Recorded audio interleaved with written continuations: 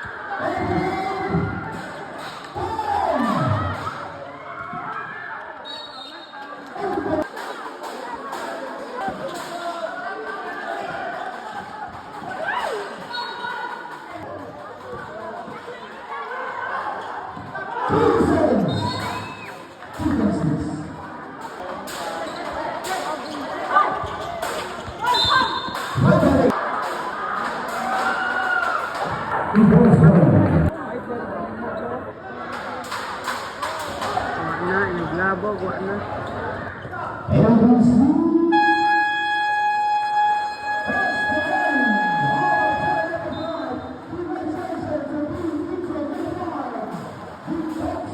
Gusto ba ka makuha motor? Sa HMAC lang, i-PM ko. May magsabot ang ubanan, taka.